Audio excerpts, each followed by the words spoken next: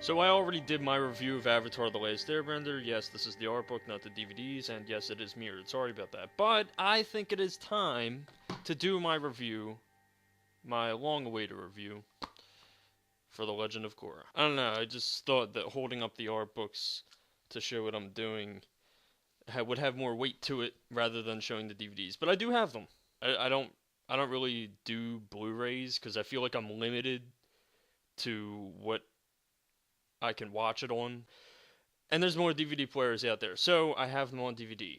Let's start. The Legend of Korra takes place 70 years after Avatar the Last Airbender ended and follows the story of Avatar Korra from the Southern Water Tribe, who is a brash, angsty teenager who thinks that she can do everything on her own because she's the fucking Avatar. And the story is about her journey from this I can do everything, the Avatar is awesome, I'm the Avatar, you gotta deal with it kind of character, into this more spiritual and more compassionate and understanding person. And I do say person because, yes, technically the Avatar is basically the god of this world, this universe that we've been presented, even in Aang's case or Roku and beforehand, but I feel like they're more people, and I think that's one of the things that makes this series so great. The Avatar is presented not only as this powerful figure, but a person. They have emotions and flaws that they have to get through. That's one of the most remarkable things about the show. And The Legend of Korra does not disappoint, because this is probably my favorite sequel series. No, it is my favorite sequel series to any television series I've ever watched. This show was amazing because it takes the universe of Avatar the Last Airbender and expands upon it. You learn about the first Avatar. You see the spirit world in all of its glory. You see the first two spirits, Rava and Vatu. You understand their story. And you get all of these villains that are all understandable. Except for Unalaq, he was pretty much a big shithead. And that's not to say that Avatar The Last Airbender couldn't stand alone without The Legend of Korra to have an epic fucking story and world. It definitely can. Avatar The Last Airbender stands alone as its own world, and it is amazing. But the thing with The Legend of Korra is that it delves deep into the mythology of the world, what created the world, how the world is the way it is, and it made it a more riveting universe. And the main characters are great too. We have Korra, who is my second favorite character in the entire Avatar universe. We have Mako, who's Mako's not that interesting, let's be honest. I mean, he is entertaining to watch. He's got some really cool fight scenes, and I really like his voice actor, David Faustino. But him as a character, they don't really do much with him throughout the show. I wish they did. He does have some pretty significant moments, especially in book 3 and 4, especially book 4, the very end. But he's not the most interesting man in the world. Then we have Bolin, who is awesome. At the beginning of the show, I thought that he was just going to be kind of like a fill-in for Sokka, being the comedic character. But they actually do a lot with his character during book 3 and 4. They actually develop him into this, more serious person that's still knows how to crack a joke and is still pretty goofy from time to time, but he actually develops a lot more as a character, and I really enjoyed that, especially when he gets lava bending, because that opens up for some pretty damn cool action sequences. And when I said that I thought that Bolin was going to be basically a copy of Sokka, I didn't mean that Sokka's not a great character. Sokka's awesome. He does develop into a more mature leader. But I just really like Bolin and The Legend of Korra too. Then we have Asami, which at first I wasn't really intrigued by her character. She's okay, like she's fine. She does have a pretty good backstory, with her father helping Amon and the Equalist. And but it doesn't really go too far. She kind of just feels like this other wrench in a relationship, like triangle thingy, dodecagon, whatever polygon you want to think of, between Bolin, Mako, and Korra. But and then during season 2, she doesn't really get much screen time or much to do anyway. But season 3 and 4 makes up for that. She's given so much more to do, and I really like that. It actually made me really like Asami. She has some pretty funny moments. She's pretty lighthearted character at times, which was nice to see because during book 1 and 2, she wasn't really that lighthearted, I don't really think. Not to say that you have to be a lighthearted character to be a good character, but still. And book 3 and 4 develop Korra and Asami's friendship, because during book 1 you really felt like she was just a rival to Korra in a way. It doesn't really get like head to head kind of rival, but like there is technically a rivalry going on because of the whole love dodecahedron or fucking square cube rectangular prism thing that happened. And if you notice that I'm like mentioning this like love dodecahedron triangle thing, it's because during book 1 there was this love triangle between Korra, Mako, and Asami, and then some Bolin in there that I didn't really care about. I mean, I don't mind romance, I really don't, but most of the time, romance in TV shows and movies and stories in general, they come off as just really cliched and just not really well developed. It's really hard to get that like really good romance going between characters, which I really think, by the way, well, kind of off topic but on topic at the same time, The Amazing Spider-Man 2, while not a great movie, did have a really good romance between Peter Parker and Gwen Stacy. But it's just not really done here in book 1 of Korra with this whole love triangle thing. It kind of just feels like pandering and stuff to people who ship characters together. And yes, you can make the argument that, oh, well, they're teenagers. Of course there's going to be some sort of romantic drama. Maybe. But still, I just didn't find it that entertaining. Now with the story. Avatar the Last Airbender followed the 3-act structure, the beginning, middle, and end, book 1, 2, and 3, where it was about Aang accepting his role as the Avatar, getting help from friends to defeat the Fire Nation. In The Legend of Korra, it follows 4 seasons with 4 separate story arcs, but they're all for the most part, connected. And I say for the most part because book 1, in a weird way, kind of feels like it's its own thing, because Nickelodeon only ordered 1 season at the time, and it was pretty damn successful, so they ordered a 2nd season, like, really fast, from what I can hear, which made Brian and Mike, the creators of the show, get into, like, a really big rush mode, and they kind of rushed the 2nd season. I'll get into that in a second. And then 3 and 4 are their own things, too. 2 is its own thing as well. And that's not necessarily a bad thing. I actually do find it kind of refreshing that after each season there's a new villain, there's a new plot, and there's more world building to everything. But the problem I have with this is that Nickelodeon rushed them. You can clearly see it. Book 1 was pretty well written for the most part. It was pretty solid, actually. Except for the last little bit with Korra getting the Avatar state from Aang. But for the most part, it was pretty tightly written. And book 2, book 2. Okay, book 2. It's not horrible.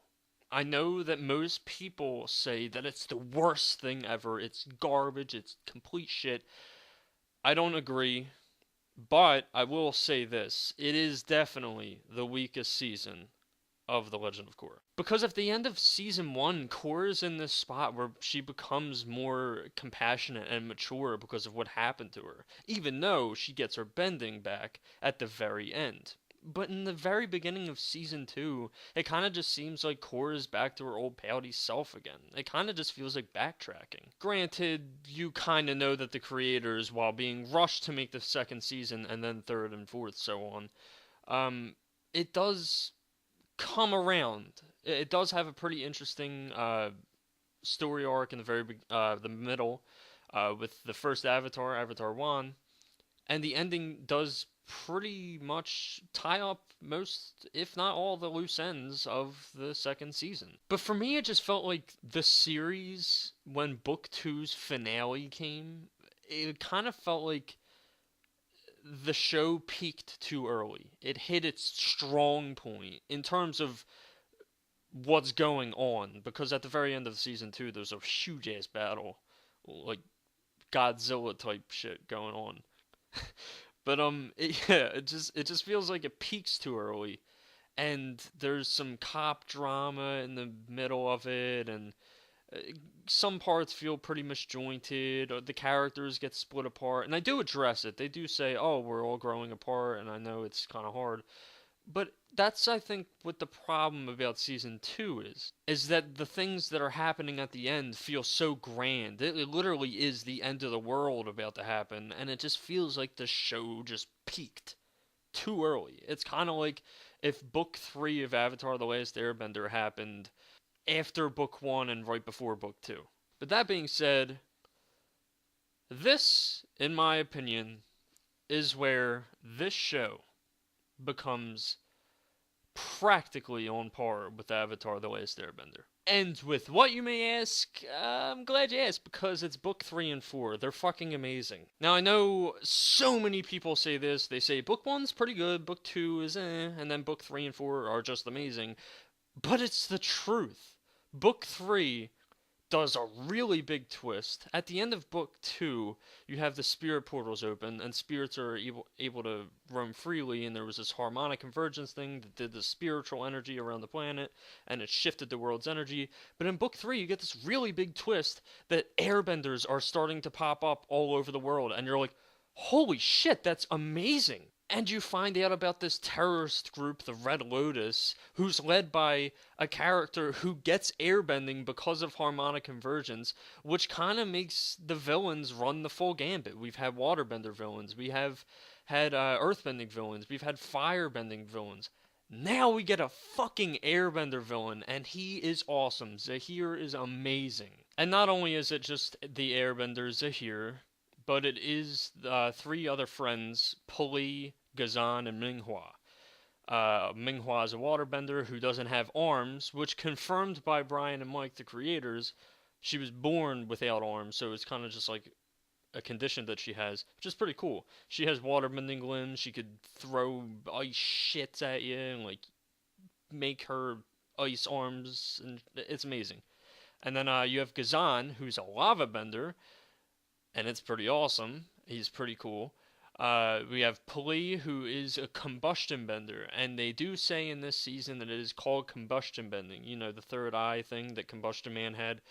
It is combustion bending. And that's awesome. Like, these 4 villains are amazing. Zahir's the most interesting, but my only really minor issue with this is that Gazan, Minghua, and Pulley, they're not really developed that much. They're great villains, they're very entertaining to watch, and they got some really fucking amazing powers. Pulley, by the way, is able to curve the combustion beam that comes out of her third eye. She's able to, like, direct it instead of Combustion Man, who's just able to shoot it in one direction. Pulley's able to, like, guide that like it's a fucking missile. So that's amazing. But they're not really developed that much, and Zahir really stands out as the token character, like the best villain of the season. But it's one of those things that I can literally just sit there and say, you know what, I'm okay with this. I'm not really bummed out that I didn't get to learn about Pulley, Minghua, or Gazan, because these seasons are supposed to be short, they're not long. So, with what they did do, it's pretty good. I'm okay with it. And I know that Zahir was meant to be the main villain of the season. And that's great. Sometimes it's just about quality over quantity. And boy, does Avatar do it well. Book 3 is also, like, a really dark season. Now, like, Avatar has started from the very beginning. Avatar the Last Airbender has started pretty soft. I mean, there's some dark shit, there's some dark tones in there that you have to really think about for it to be dark. And then it gets more dark, and a little bit more dark, and then a lot darker. And then Korra gets really dark. I mean, not like brooding to the point where like you just feel depressed every episode, but just darker than Avatar the Last Airbender. Season 3 is dark as shit. The Earth Queen gets killed, Minghua gets killed, Gazan kills himself, Pulley's head explodes. It's pretty dark. You feel this looming force of the Red Lotus coming to capture Avatar Korra, and you don't know what the hell their plan is, and it's fucking terrifying. And at the end of Book 3, we see that the anarchist group, the Red Lotus, Zahir and his gang, want to destroy the Avatar once and for all. Because their plan, because they are an anarchist group, is to get rid of world order, which is pretty interesting. I mean, we've seen it before, but it's done very well in this season. But they capture Korra, they chain her up in these platinum chains, and they feed her this, well, not feed her, but they coat her in this mercury poison, the metal, liquid metal. And she starts hallucinating and trying to fight back the Avatar state because she's being poisoned. She's going into the Avatar state to try and save herself. She's having this like really depressing illusion of like her past villains telling her to give up, and like all these people saying like, "Oh, well, we don't need you anymore." It's really depressing. And especially since at this point, Korra has had a lot of growth. Season 1, she grows a lot. Season 2, it kind of feels like it backtracks a bit, but then it feels natural towards the end. Book 3, she's a really nice person. So at the end of book 3, when you see all this horrible stuff happening to her, you're practically in tears, man. Like, this shit is really intense. I mean, in my case, it was not practically in tears. It was literally, I had tears streaming down my face. It was very, very sad. This actually leads into one of my favorite points that I want to make about The Legend of Korra, is that the third and fourth seasons are the best seasons because they feel real. The character interactions are well written. Everything's amazing about these seasons. The world building is incredible. It is absolutely incredible.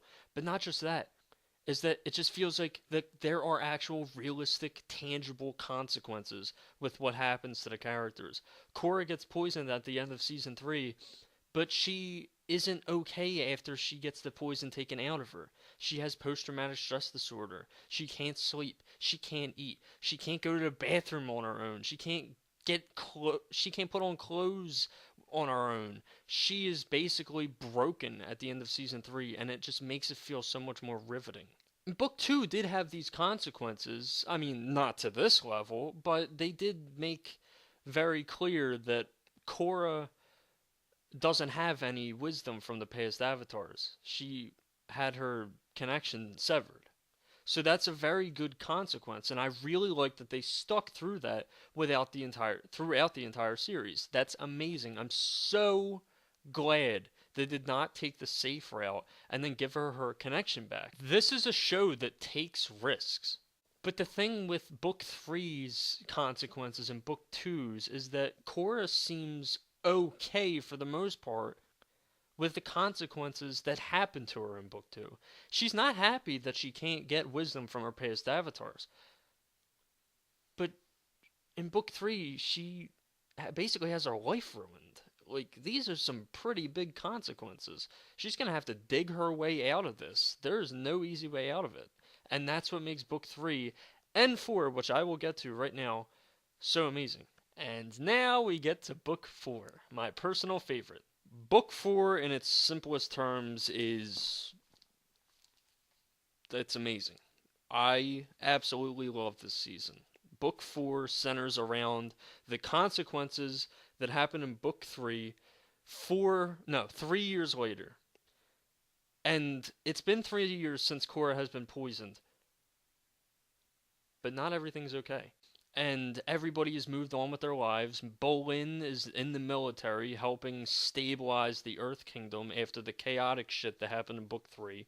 Asami is doing some really big engineering stuff in Republic City. She's moved on. Mako is a bodyguard for Prince Wu, who's going to become the king after the Earth Queen was breathtaking. Korra's still poisoned. She still has post-traumatic stress disorder, and nothing's okay with her. And that's fucking amazing. And I don't mean amazing as in, yes, she's poisoned, she still has post-traumatic stress disorder, this is amazing. No, I mean it's amazing in the fact that this is going to open up some really good storytelling. This is going to have Korra dig herself out of her rut and become the fully realized avatar that we want to see her become. It's just one of the things that makes this season so riveting, is just not everything is just wrapped in a nice little bow at the end of season 3 and then given to you like, hey, here, everything's good. And then we have the final villain of The Legend of Korra, who is my personal favorite villain in The Legend of Korra itself, Kuvira. Zahir was close, really close to being my favorite. In fact, he was my favorite before Kuvira came in. But Kavira is amazing. She's basically like the anti-Korra. She's really good bender. She's a bending heavyweight, as Brian Konietzko says, that is very similar to Korra in personality and physique. She kind of has this like pseudo Korra kind of silhouette to her, and it's very interesting. And the writing even addresses it. There are points where Bolin says, "Oh, well, Kuvira is basically just like Korra. They believe in what they think is right, and they're so willing to get what they achieve or what they want to achieve." And she's very headstrong and stuff like that. And you see this parallel between Book One Korra. So it's kind of like Korra's fighting herself. Huh. Fighting herself. Korra's main villain at the end of The Legend of Korra is a lot like her, so it's technically like she's fighting herself. Kind of like how she's fighting herself throughout Book 4. Literally. This really good metaphor that I just mentioned right now. Korra is fighting herself. She's literally fighting her depression or post-traumatic stress disorder. She's trying to get through this rut of trying to become stronger again. And she's also fighting somebody who's a lot like her old self. So there's this amazing metaphor going on throughout this final season, and it's amazing. It's done very, very well. So it's like Brian and Mike actually knew that they were robbed of a fucking spiritual journey for Korra in season 2 because of Nickelodeon's honeydicking, so they did it in season 4 with flying colors. And with Kuvira's goal of trying to unite the Earth Kingdom is very similar to Korra trying to unite the world, trying to bring balance to the world, which is another really nice metaphor. This is why I really like Kuvira's character. She's the anti-Korra. This is a villain that we needed. And it's really awesome because at the very end, I mean, like, some shit goes down in season 4, and towards the very end, she makes this breakthrough, this technological breakthrough of harnessing spirit vine energy. Spirit vines that were introduced in book 2 that were all around the city, and season 3 where all the spirits lived in. And she harnesses this like nuclear energy, and she makes, well, for her fiance Batar Jr., makes this big ass, big ass robotic mech suit with a gigantic cannon on its arm to try and take back Republic City, or the United Republic of Nations, because technically it's part of United or Earth Kingdom territory. And I love how Kuvira's mech is so huge, and it's kind of like symbolic of Kuvira's ego almost. And that's another thing, is Kuvira is going nuts towards the end. She's becoming unreasonable, and that's one of the things about The Legend of Korra that's so great, is all of the villains have good intentions. Even Unalaq, I think, had pretty good intentions of trying to unite the world and being more spiritual, but they always have a warped type of idealism. Aman wanted equality among people, but he did it wrong because he wanted to strip people of their bending. Unalaq wanted the world to become more spiritual, but he went wrong in teaming up with Vaatu, which was stupid. Stupid on his part, idiot. Then we have book 3, it's about being free. Everything about being free with Zahir. But everything goes wrong because of their idealism of, we need to kill the world leaders, so everything goes into chaos. The natural order is chaos. That's where he went wrong. Kuvira wants to unite the Earth Kingdom because it fell into chaos because of the events of Book 3, and she goes wrong, and that she tries to use force to take everything. And she, at her final moments, as the villain of the series, goes full-on insane and tries to take the United Republic of Nations because it was once part of the Earth Kingdom. And that's one of the really awesome things about The Legend of Korra's villains, is that they all have understandable motives, but really warped ideologies. They're out of balance. That's one of the things that makes this Avatar universe so amazing, is because it really pushes the idea that nobody is truly good or evil, but they can be in balance or out of balance. It's very Taoistic. It's the yin yang. And that's what makes the show so amazing. And especially with The Legend of Korra, because all the villains have good intentions, but they're all out of balance, and that's amazing to me. So at the end of book 4, this big ass robot, basically, Kuvira's controlling it. It's like a Jaeger from Pacific Rim, and she controls it with metal bending, because there's metal bending levers, and the entire thing is made out of platinum from the outside, and you can't metal bend platinum, which is really cool. So this thing is basically impervious to everything. So they have this really big fight at the end of book 4, and eventually it gets to this point where Kuvira is at her lowest point. She has nothing else, and she goes into these spirit wilds where the part of the cannon, or the entire cannon of the robot, is being held by spirit vines, aka the ammunition that it uses to fire spirit vine energy. And she tries to use it against Korra.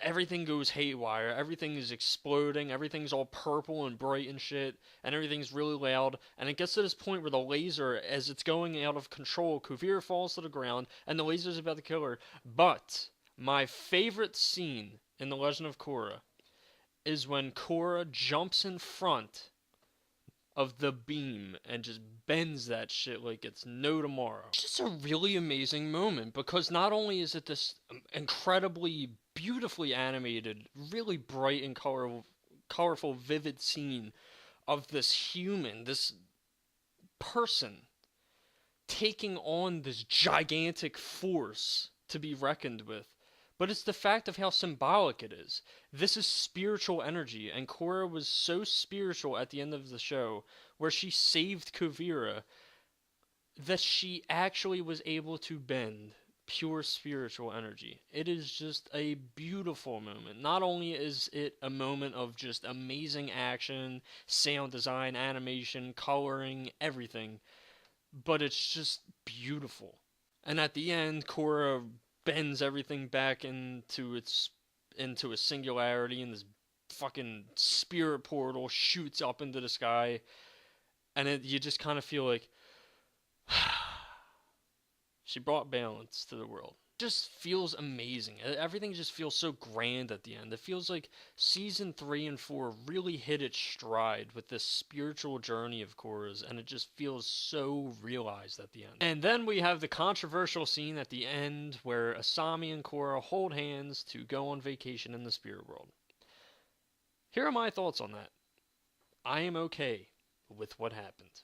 Like, seriously, there's so many people that freaked out about this ending. I mean, there's a lot of people that really loved it, too. Like, people were, like, really crying about it, like, oh, this is amazing, lesbian, gay, like, LGBT, LBGT, however you say it. Like, this is amazing. Representation, amazing, incredible. These characters, I'm so glad they got together. But then there's these people that really hated it. They're like, oh, well, it just ruins the story. It ruins everything, and I don't like it anymore. And I'm sitting there thinking, well, no, it doesn't ruin anything, because you still had your big battle, you still had your villains, you still had your writing, you still had your amazing animation, you still had this great story. I don't know how this very moment at the end was the thing that just destroyed everything for you guys. I just don't understand. Now, granted, people are homophobic and stuff like that, so whatever. I'd say that my only issue with the ending is that it kind of just ends on that relationship. Now, granted, it's open-ended until Brian and Mike confirm it a few days later that they are starting a relationship, but it kind of just feels like, oh, well, you're ending it on that. That's okay. That's fine. And after watching a video from Airspeed Prime on YouTube, somebody who really likes Avatar as well, pointed out something about it. Like, yeah, you're kind of right, is that it kind of did feel like it needed to end on maybe Korra talking to Rava or something like that. Maybe you could have the Korrasami thing before that part, and it just ends on Korra talking to Rava about, like, I will always keep balance in the world, or something like that. That's what it kind of felt like it should have ended on. but I'm okay with the ending for the most part. It really was pretty nice. So, guys, in the end, The Legend of Korra is everything I would have hoped it would have ended on, and more.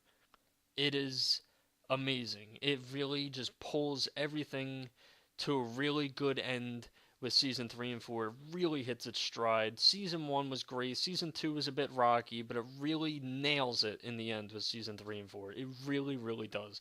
The animation was incredible. The voice acting was amazing. The art direction, fantastic.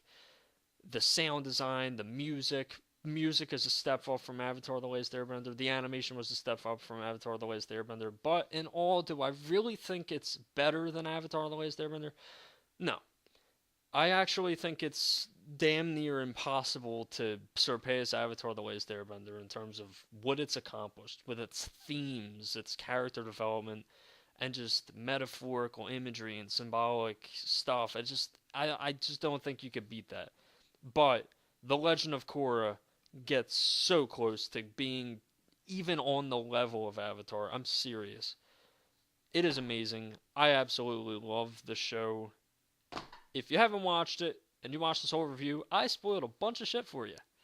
But watch it anyway. It's awesome. But watch Avatar The Last Airbender first. Don't be one of those people that says, "Oh, well, The Legend of Korra is popular. I'm going to watch that instead of Avatar." No. Watch Avatar first, then watch this. It's amazing. The universe is incredible. Thank you for watching.